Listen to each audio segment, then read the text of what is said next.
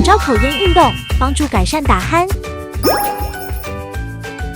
将舌尖抵住下排牙齿，然后将舌后端平贴在口腔底部，保持这个姿势10秒钟，并重复5次。